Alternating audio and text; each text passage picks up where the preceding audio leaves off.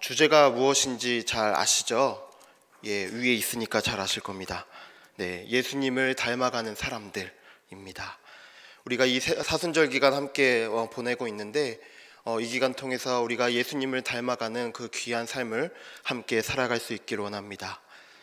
첫 주간에는 방향이 중요하다 했습니다.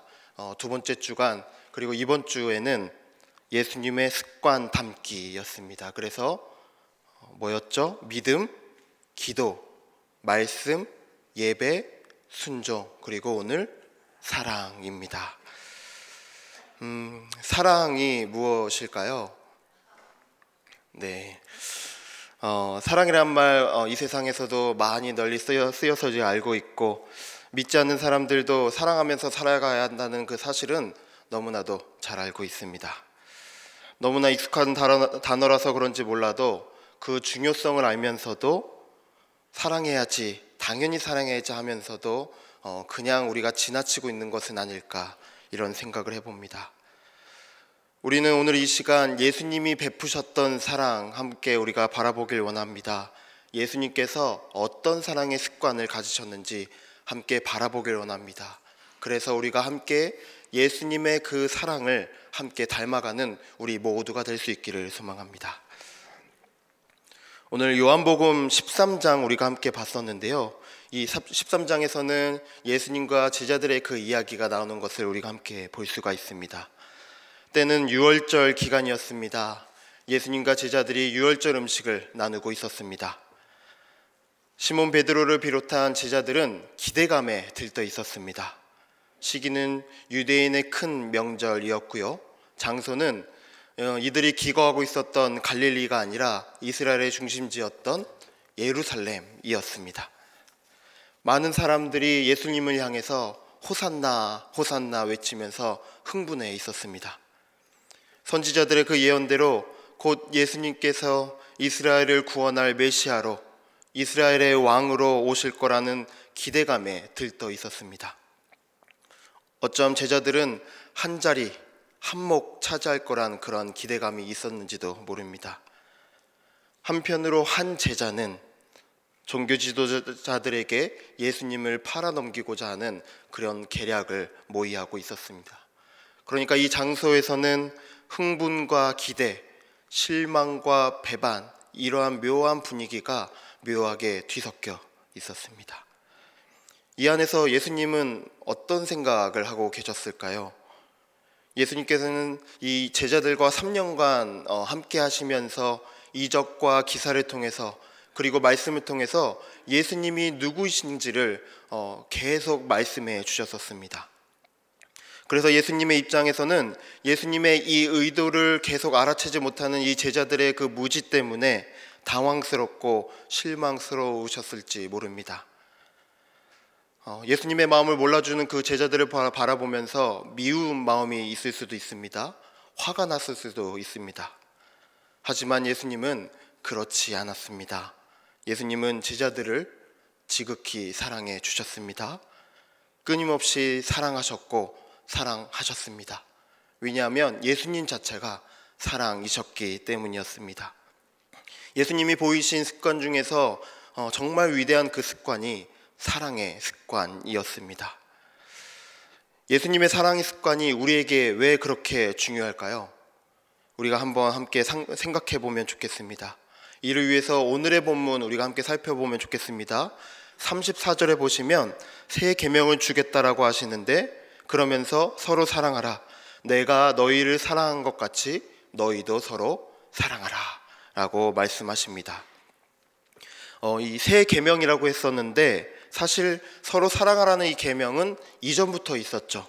레위기 19장 18절에 보시면 내 이웃 사랑하기를 내 자신과 같이 사랑하라, 나는 여호와이니라. 네, 그렇습니다. 그래서 요한 1서 2장 7절에서 이런 말씀 또 합니다. 사랑하는 자들아, 내가 새 계명을 너희에게 쓰는 것이 아니라 너희가 처음부터 가진 옛 계명이니 이 옛 계명은 너희가 들은 바 말씀이거니와. 계속해서 8절에서 이렇게 말씀합니다.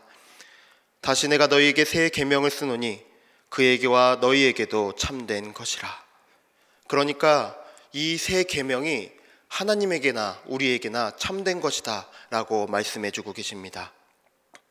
하나님이 보내신 그의 아들 예수님 안에서 이 새 계명이 새롭게 만들어졌다라고 우리에게 말씀하고 계십니다.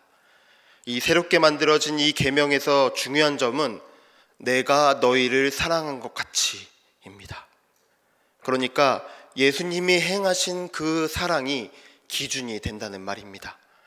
즉 예수님이 베푸신 사랑의 척도에 따라서 우리가 서로 사랑해야 한다는 그 점에서 새 계명이라는 것입니다.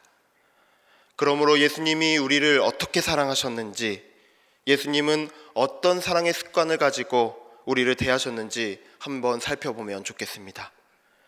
예수님이 직접 이 땅에서 사랑의 마음을 품고 걸어가신 그 길을 함께 쫓아가다 보면 우리가 죄 많고 연약함에도 불구하고 예수님을 닮아감을 통해서 그 사랑을 할 수 있기 때문입니다. 그 예수님의 사랑에는 어떤 특징이 있을까? 우리가 세 가지 한번 살펴보도록 하겠습니다.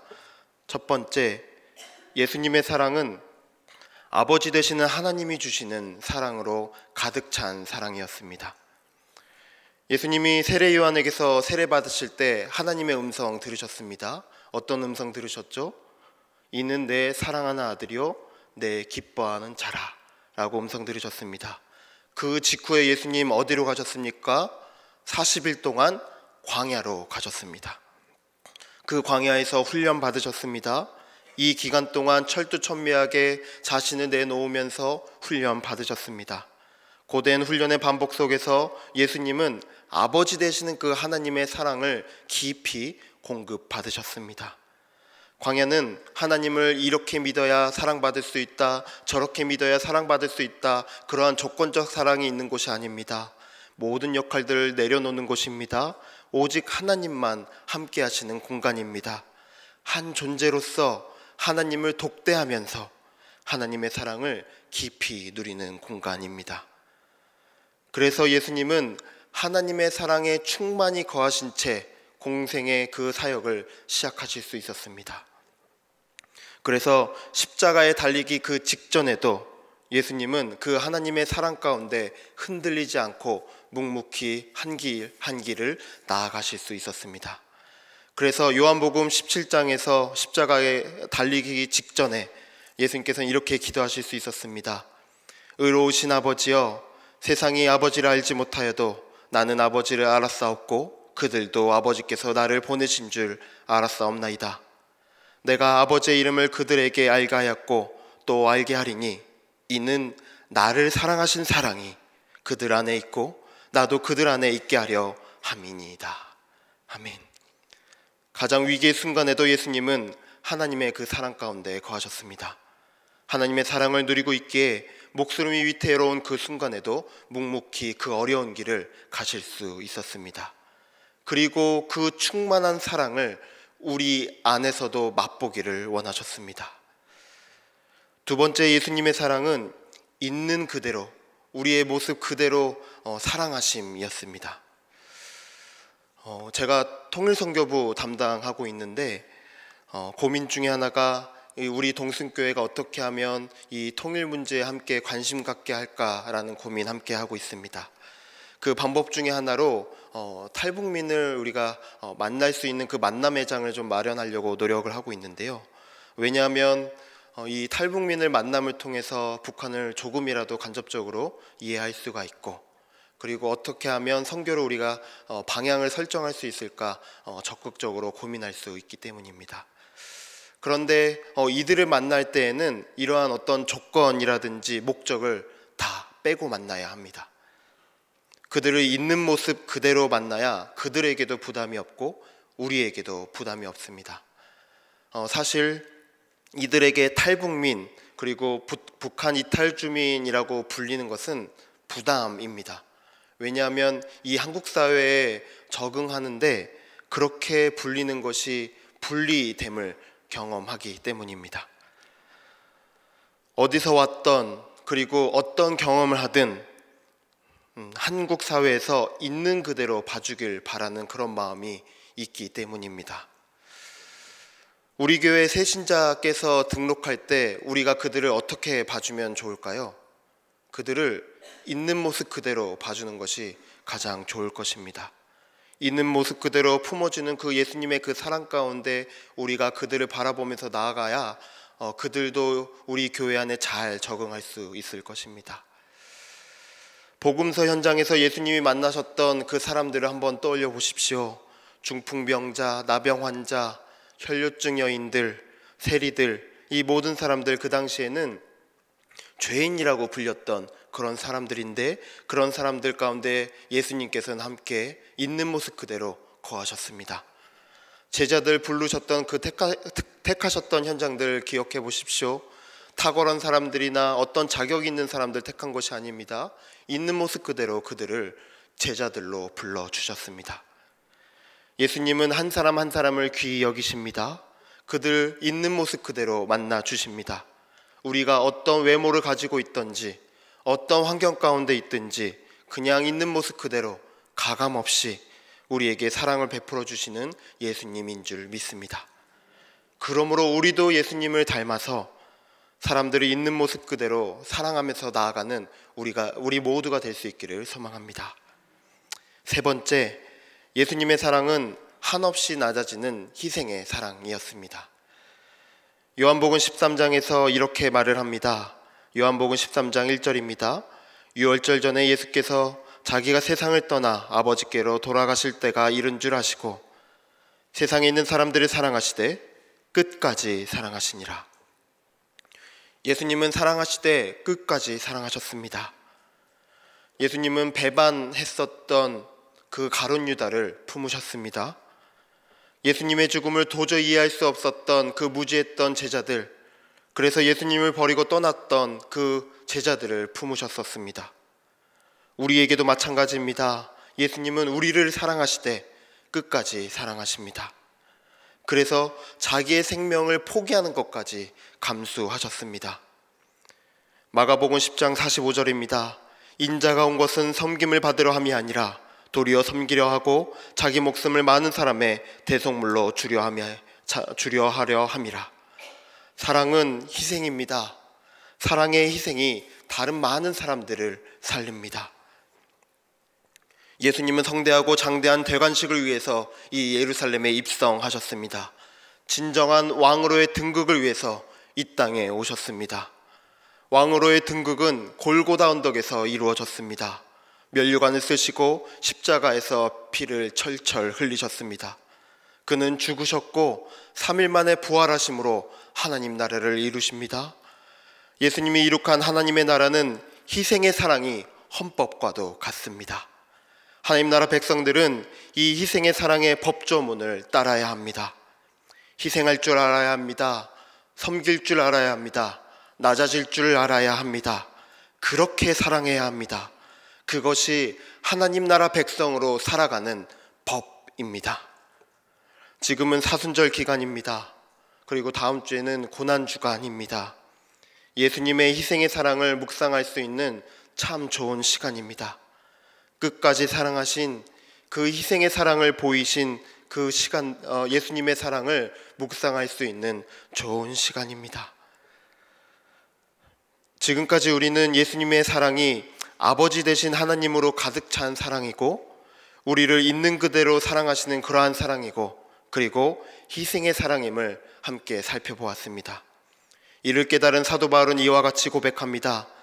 높음이나 깊음이나 다른 어떤 피조물이라도 우리를 우리 주 예수 그리스도 안에 있는 하나님의 사랑에서 끊을 수 없느니라. 어떤 피조물이라도 하나님의 사랑에서 끊을 수 없습니다. 그런데 어떤 이들은 함부로 하나님의 사랑에서 사람을 끊고자 하는 시도를 합니다. 사람을 돈으로만 보고 이용하는 행위, 이웃을 불쌍히 여김이 없는 그러한 마음들, 우리 그룹만 챙기고자 하는 그러한 태도들, 어려움을 겪는 이웃에게 관심이 없는 그 모든 태도들이 바로 하나님의 그 사랑을 연결하는 그 연결선을 끊어버리는 그런 행위입니다.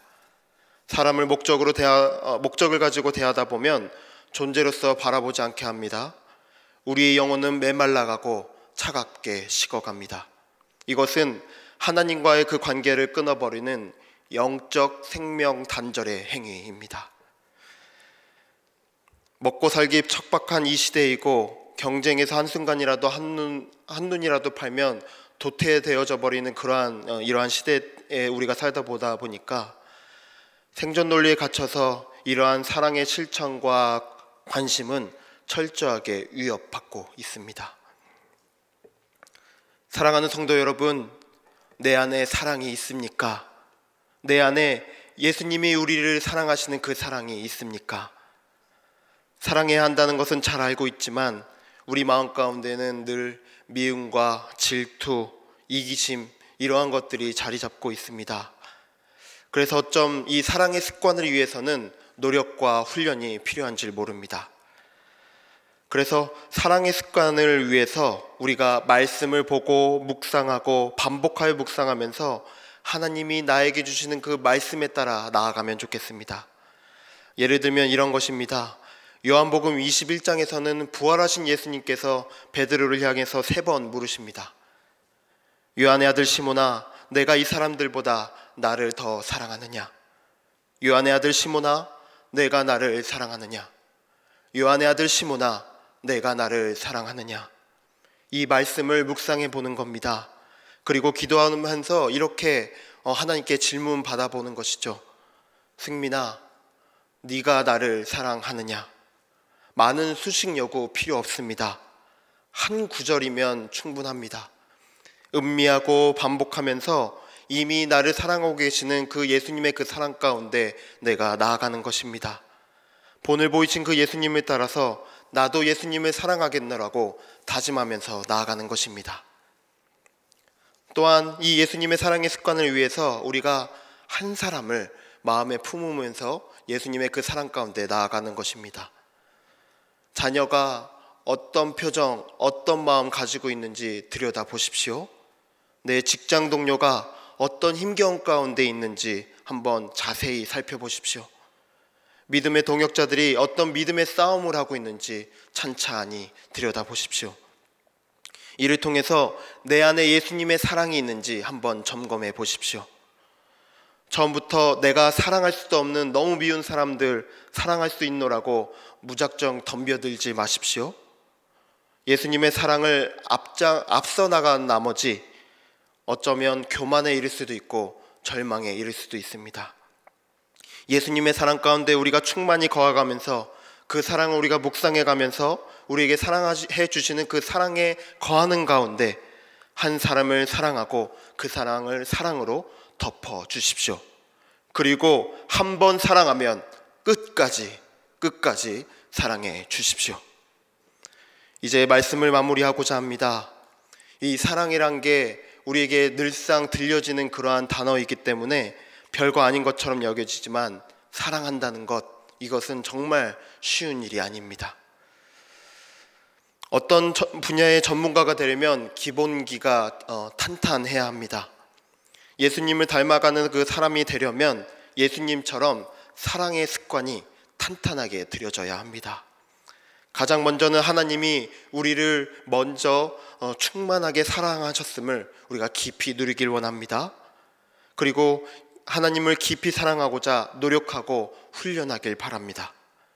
그리고 하나님께서 허락하신 한 사람을 우리가 사랑할 수 있기를 원합니다. 사랑하되 끝까지 사랑할 수 있기를 원합니다. 그런 가운데 좋으신 우리 하나님께서 우리를 사랑하는 그런 사람들로 살아가게끔 우리를 삼아 주실 것입니다.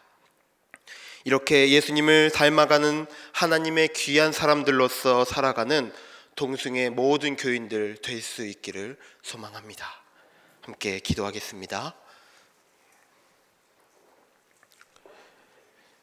사랑이 한이 없어 아들을 보내시고 십자가에 못 박게 하신 하나님, 하나님의 말씀으로 우리에게 말씀하여 주셔서 감사를 드립니다. 내가 너희를 사랑한 것 같이 너희도 서로 사랑해라 라고 말씀하십니다.